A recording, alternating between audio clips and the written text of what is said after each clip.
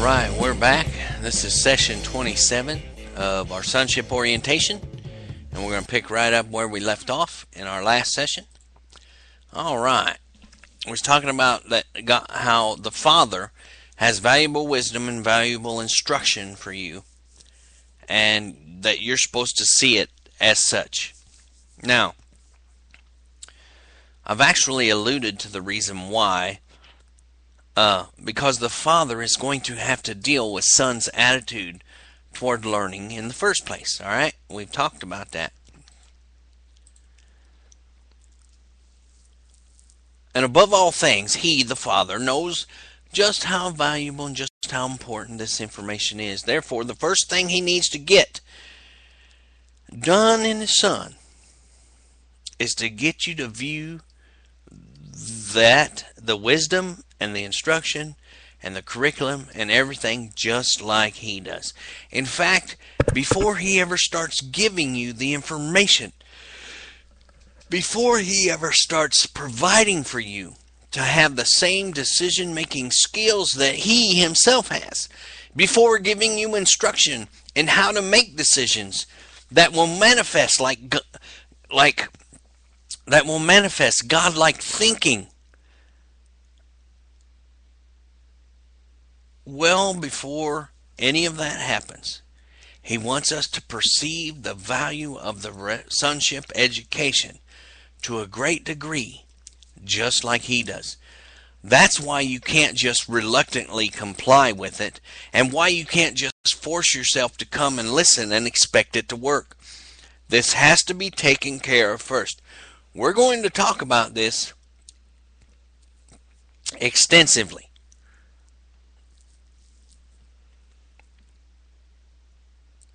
But what I want you to know is what God is after in Proverbs chapter 1 verse 2 is that your valuing of God's wisdom and God's instruction is to begin to match God's own valuing of His wisdom and instruction.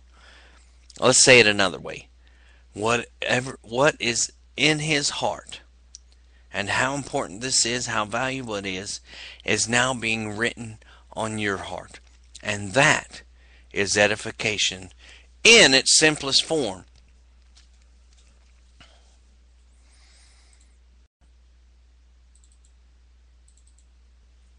Okay, you understand?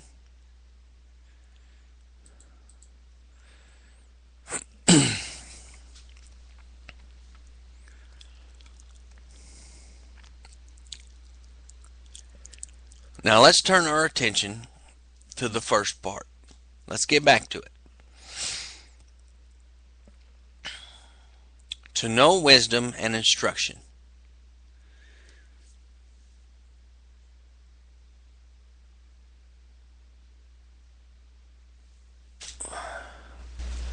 Now we learned, or we observed, that this being stated the way it is, we realize that God is not talking about us learning the things called wisdom. And neither are we being instructed in wisdom. We've looked at that.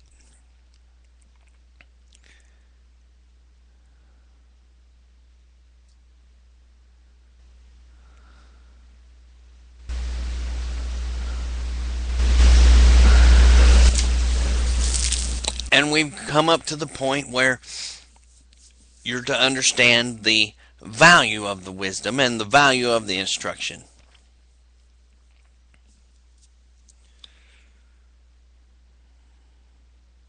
Alright, just a minute, I gotta check my notes here.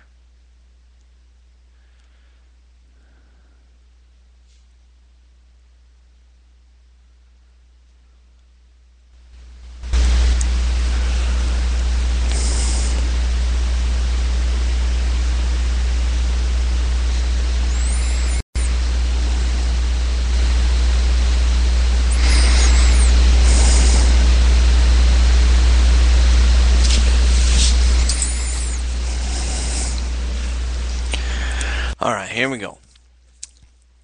Let me step aside here for a moment and say that up to this point you still haven't been told about the value of this wisdom and instruction. When that happens, you will be established in your sonship or your godly edification. as the Bible calls it. But what I am doing now is orienting you to the things that are going to take place and the order in which they will happen. That is why I always start these sessions out with saying sonship orientation. You are only being oriented to what is coming. This is not the instruction that teaches you the value on the first thing you are going to learn.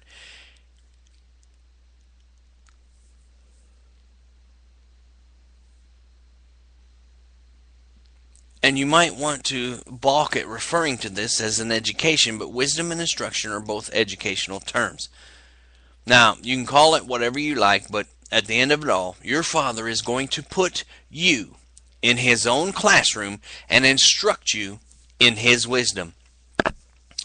Another benefit the Son gains from, first of all, coming to know the value of the information, wisdom, and the curriculum, instruction, he's about to receive from his Father is some assurance and confidence, and we've been over that.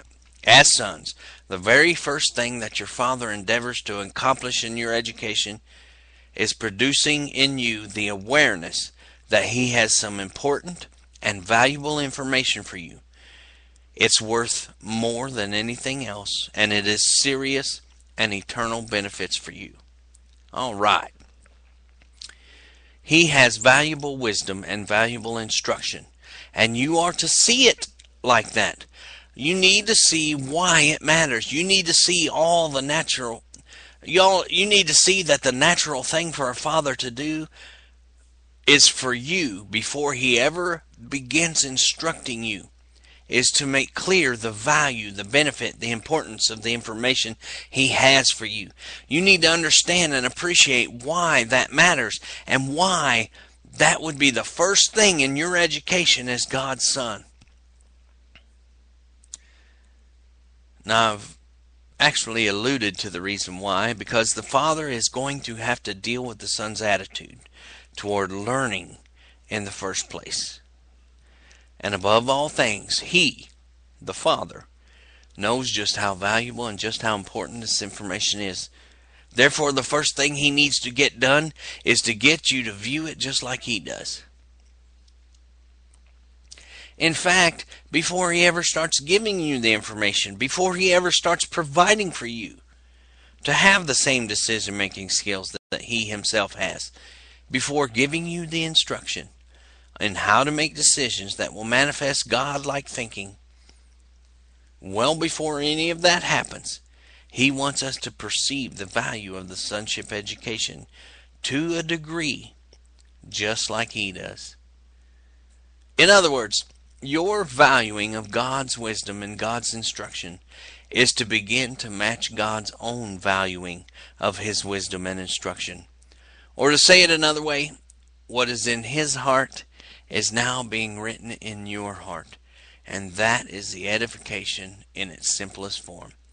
Now you may be saying, Pastor Sonny, you done already said all that. Yes, I did. But I wanted to make sure, starting in this session off, that you got it. Now, since God has instituted the church and determined that this education is going to be carried out within each local assembly, then all of a sudden going to church will take on a more meaning and seriousness than it ever did before. The truth is, most Christians do not think that going to church is the most important thing they could do all week. The ones who have a heart for God know that it should be important, so they act like it is. But the real reason it is important is not known by them.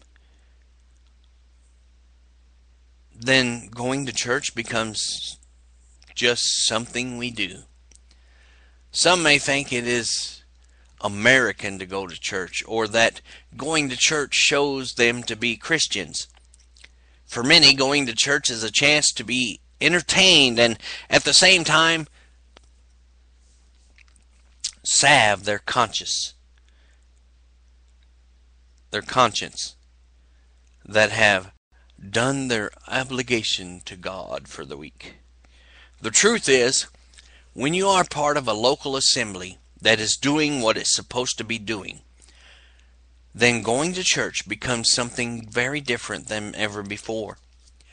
We're not just punching the clock or going through the motions, but we are truly being educated and edified as the adopted sons that we are.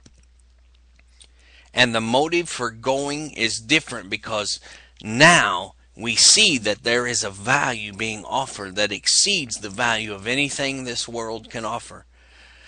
No wonder Job said that he valued the words of God more than his necessary food. Can you see the difference between those who are reluctantly going to church every week and those who just can't wait to get there? Not because they're going to be entertained or because they're going to be in the spotlight, but because they are receiving something that is as important to them as it is to their Heavenly Father. Now, there's one more aspect of this I want to address. There are folks who love going to church. They love the Bible. They listen attentively to the preaching and they enjoy it, truly enjoy it. And they go because they want to go. Nobody makes them go, and they aren't being guilted into it. And I'm glad for that, but I need to say is this. None of that means that you have been taught to think like your Heavenly Father thinks. Now, I know you may think that you do, but I will tell you that now that there is nothing in this world that can educate you to operate upon His wisdom. And you will never come to it naturally on your own.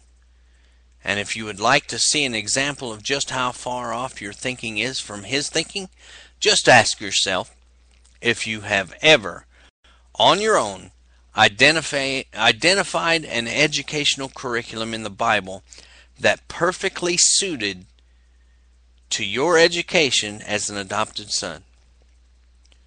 Could you have written down the order that curriculum would take? Which things would come first and what would come next? Could you have explained why those things are in that order? All of these things are a part of your Father's wisdom, and it all does get explained to you. And this is only the tip of the iceberg. And we aren't even talking about the things that have been prepared by the adversary to victimize you and get you to abandon your education as a son. Your Father not only tells you about those things, but He equips you to handle those things when they come up. And only His wisdom can educate you to go through those things properly. So, before you ever get started in the education proper, there is something that your Father knows you have to have. Before He ever starts giving you the information, before He ever starts providing for you to have the same decision-making skills that He Himself has, before giving you instruction in how to make decisions that will manifest God-like thinking, as described in verse 3, where you begin to receive wisdom that you operate upon. Well, before any of that happens, He wants us to perceive the value of the sonship education to a degree just like He does. That's why you can't just reluctantly comply with it, and why you can't just force yourself to come and listen and expect it to work. This has to be taken care of first, and we're going to talk about this. What God is after in Proverbs chapter 1 verse 2 is that your valuing of God's wisdom and God's instruction is to begin to match God's own valuing of His wisdom and instruction. Or to say it another way, what is in His heart and how important that is and how valuable it is now being written in your heart. And that is edification in its simplest form.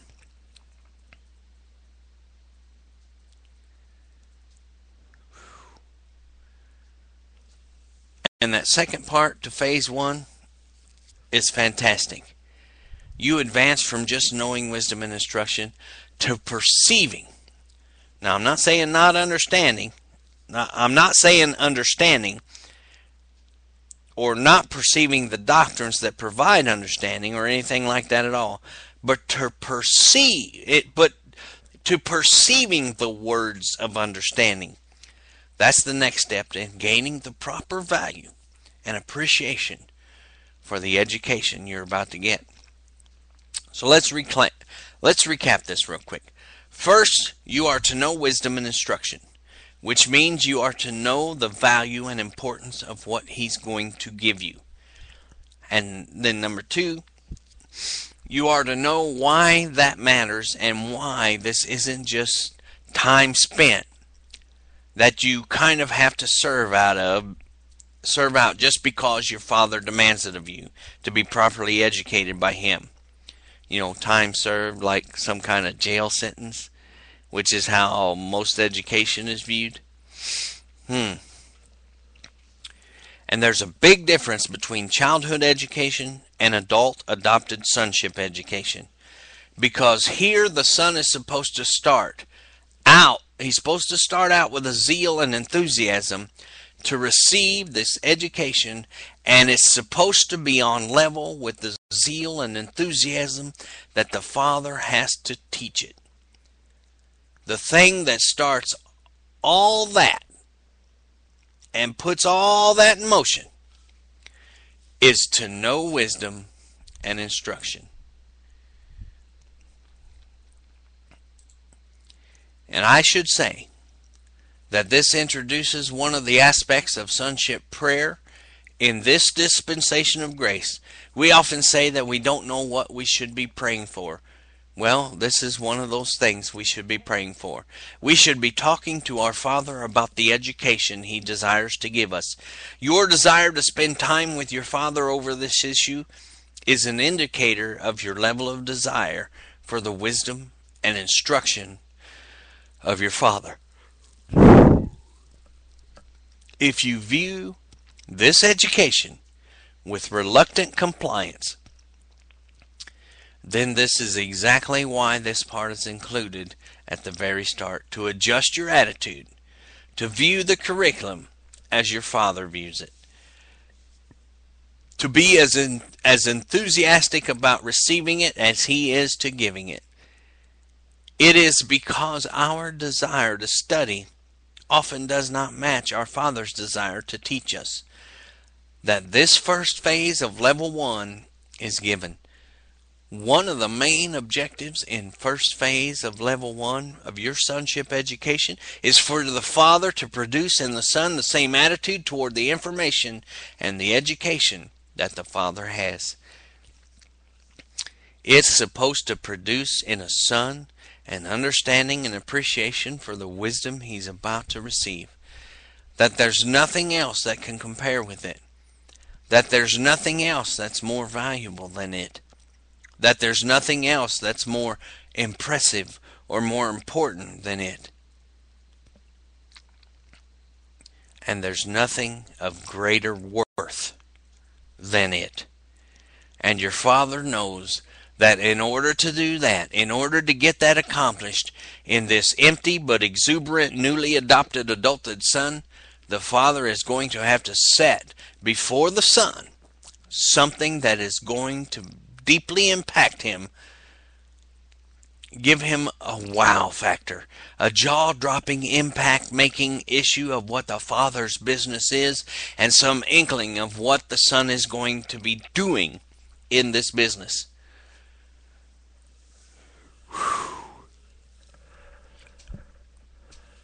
Wherefore, you are supposed to begin your education as a son by knowing wisdom and instruction, by seeing that there is nothing in this world that compares to what your Father has for you, that the opportunity to be educated by my Father and receive His wisdom and His instruction is the greatest opportunity in the world. That's what knowing wisdom and instruction is supposed to do for you. To know wisdom and instruction is the establishment of proper attitude within you, of excitement and enthusiasm to begin this education.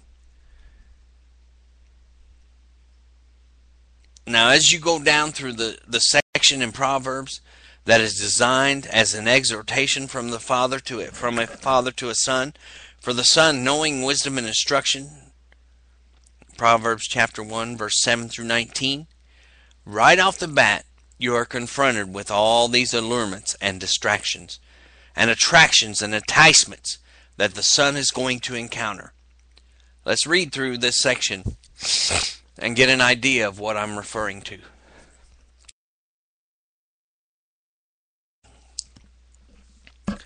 Proverbs chapter 1, verse 7.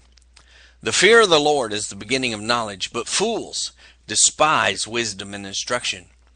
My son, hear the instructions of thy father, and forsake not the law of thy mother, for they shall be an ornament of grace unto thy head, and chains about thy neck. My son, if sinners entice thee, consent thou not. If they say, Come with us, let us lay wait for blood, let us lurk privily for the innocent without cause. Let us swallow them up alive as the grave, and whole as those that go down into the pit. We shall find all precious substance. We shall fill our houses with spoil. Cast in thy lot among us. Let us have one purse. My son, walk not thou in the way with them. Refrain thy foot from their path. For their feet run to evil, and make haste to shed blood. Surely in vain the net is spread in the sight of any bird, and they lay wait for their own blood. They lurk privily for their own lives. So are the ways of every one that is greedy of gain, which taketh away the life of the owners thereof. Look at verse 7. It says, Despise means to look down upon or to consider valueless. It is God himself who calls the son a fool, who does not see the value of what is being offered. Verse 8. Both the father and the mother mentioned here because in a family unit they are both involved in the son's education. Verse 9. The ornaments and chains, which we discussed earlier, are the outward insignias of someone who has been promoted as a ruler. These are directly connected to government. Now, beginning in verse 10, we begin to see the allurements that a son is going to face. And just so you know, if you skip over the establishment phase lightly, there will be a time in which you will fall prey to these allurements and turn away from what your father is offering you. Verse 13. This competing wisdom holds out some things to allure the son away from his education by his father: riches, substance, and spoil. But the exhortation is that these things are not worth trading in your education and your father's wisdom. Verse 15, notice that there is a way and a path that these take.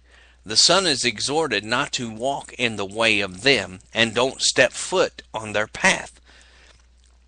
Now, we're going to see more about this later on, but for now, you should know that these words are going to crop up over and over again, pointing the son to recognize something very important. In verses 18 and 19, this is not going to work out for them the way they thought it would. They thought they were going to come out ahead, when in reality, their very lives are going to be wasted. They're going to be lost over pursuing this path and way. Now, part of the issue of knowing wisdom and instruction is to understand that the father knows all about these enticements that seek to lure a son away from his father's wisdom, instruction, and knowledge. He's planned for all of them, and he has information designed to work in your inner man that makes it so those things won't affect your continued sonship education.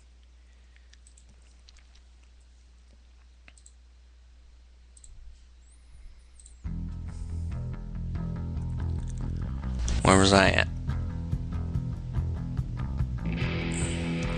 He has exactly what the son needs to countermand all the allurements and enticements that come down the road that attempt to make it so you decline your ear and incline it to the wisdom of this world, and attend to this world's wisdom instead of attending to the wisdom and instruction of your Father. You know, attending class. Anyway, we're going to stop here, and we're going to pick this up in our next session, because I'm out of time. I want to thank you all for joining me today. I've had an awesome time. If you have questions, write me at mychurch@rocketmail.com. Find me on Facebook at facebook.com/SonnyPrimo. All right. May God bless you. Until next time, see you then.